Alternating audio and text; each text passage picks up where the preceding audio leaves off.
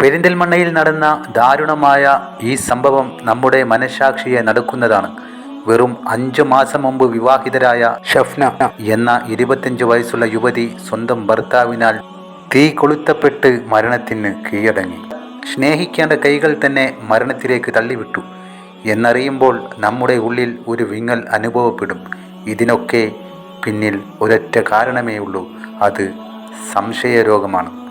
രണ്ടാമതൊരു വിവാഹത്തിലൂടെ പുതിയൊരു ജീവിതം സ്വപ്നം കണ്ടായിരുന്നു ഷഫ്ന ആ വീട്ടിലെത്തിയത്. എന്നാൽ വൈകാതെ തന്നെ അവളുടെ സ്വാതന്ത്ര്യം നിഷേധിക്കപ്പെട്ടു. സ്വന്തം വീട്ടിലേക്ക് വിളിക്കാനോ അയൽവാസികളോട് സംസാരിക്കാനോ പോലും ഭർത്താവ് മുൻഷാദ് അനുവദിച്ചിരുന്നില്ല.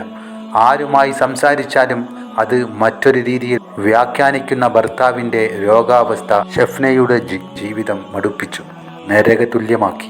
ഒടുവിൽ ഒരു ചെറിയ തർക്കത്തിനൊടുവിൽ ഉറങ്ങിക്കിടന്ന ആ പെൺകുട്ടിയുടെ മേൽ മണ്ണെണ്ണ ഒഴിച്ച് അയാൾ തീ കൊളുത്തുകയായിരുന്നു.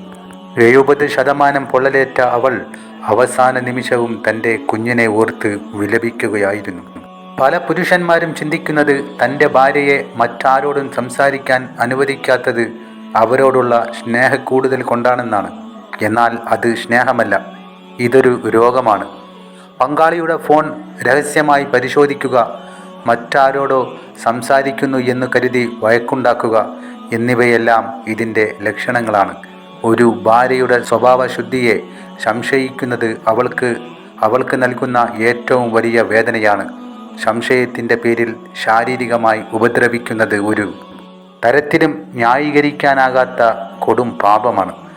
സംശയരോഗം എന്നത് ശാരീരികമായ അസുഖം പോലെ തന്നെ ചികിത്സിച്ച് മാറ്റേണ്ട ഒന്നാണ്. പങ്കാളികൾ തമ്മിൽ തുറന്ന സംസാരവും വിശ്വാസവുമാണ് ദാമ്പത്യത്തിൻ്റെ അടിസ്ഥാനം. ഇത്തരത്തിൽ അമിതമായ സംശയം ഉള്ളവർ ഒരു മാനസിക വിദഗ്ധനെയോ കൗൺസിലറെയോ കാണാൻ മടിക്കരുത്. രോഗാവസ്ഥ തിരിച്ചറിഞ്ഞ് കൃത്യമായ ചികിത്സയും കൗൺസിലിങ്ങും നൽകിയാൽ തകരാൻ പോകുന്ന ഒരുപാട് കുടുംബങ്ങളെ നമുക്ക് രക്ഷിക്കാനാകും. പ്രിയപ്പെട്ട ഭർത്താക്കന്മാരെ, നിങ്ങളുടെ ഭാര്യ നിങ്ങളുടെ അടിമയല്ല, മറിച്ച് തുല്യ പങ്കാളിയാണ്.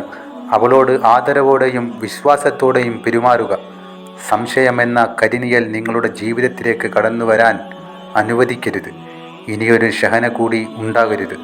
സ്നേഹവും വിശ്വാസവും നിറഞ്ഞ ഒരു ലോകം നമുക്ക് പടുത്തുയർത്തണമെങ്കിൽ സംശയമെന്ന ഈ വ്യാധിയെ തുടച്ചു നീക്കണം.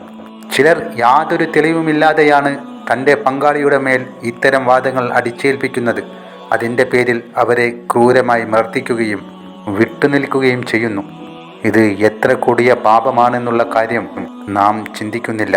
ഷഫ്ന എന്ന ഈ സഹോദരിക്ക് സംഭവിച്ചത് തന്നെ എത്ര വലിയ ക്രൂരതയാണ്. അവിടുന്ന് വരുന്ന സമയത്ത് ശബ്ദം കേട്ടിട്ട് ഓടി വന്നതാണ്.